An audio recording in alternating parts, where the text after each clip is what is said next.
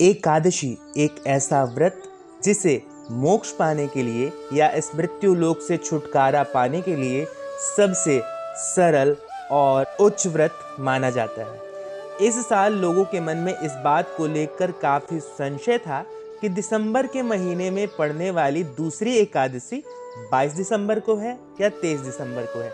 काशी वेद मठ की माने तो यह एकादशी 22 को नहीं बल्कि 23 दिसंबर को है। इस एकादशी का नाम है मोक्षदा एकादशी।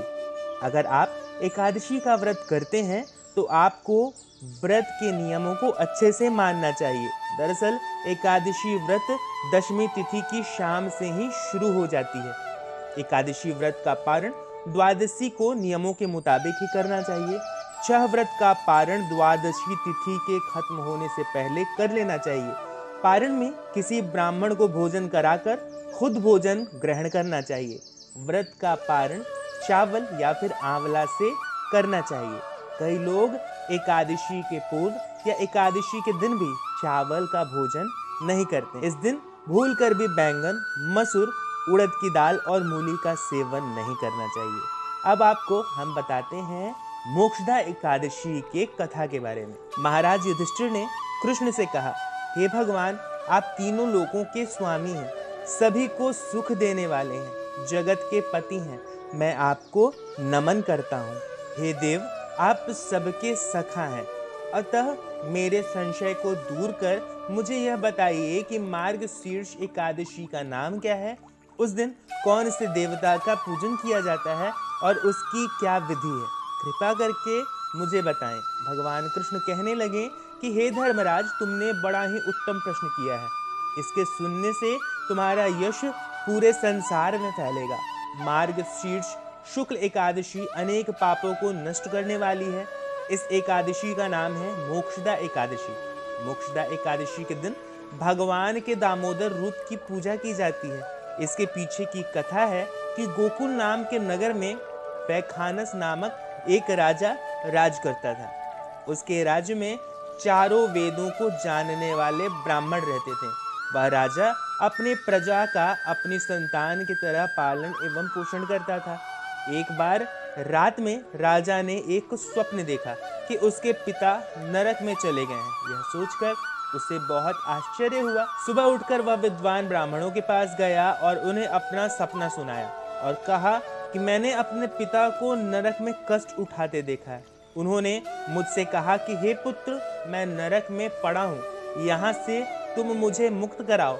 जब से मैंने ये वचन सुने हैं तब से मैं बहुत ही बेचैन हूँ। मुझे इस राज्य, धन, पुत्र, स्त्री, हाथी, घोड़े आदि में कुछ भी सुख नहीं लग रहा है। राजा ने कहा, हे ब्राह्मण देवताओं, इस दुख के कारण मेरा सारा शरीर जल रहा है। अब आप कृपा करके कोई तप, दान, व्रत आदि ऐसा उपाय बताएं जिससे मेरे पिता को मुक्ति मिल जाए। उस पुत्र का जीवन व्यर्थ है जो अपने माता पिता का उद्धार न कर सके। एक उत्तम पुत्र जो अपने माता पिता और पूर्वजों का उद्धार करता है वह 1000 मूर्खों से अच्छा है। जैसे एक चंद्रमा सारे जगत में प्रकाश कर देता है परंतु हजारों तारे नहीं कर सकते।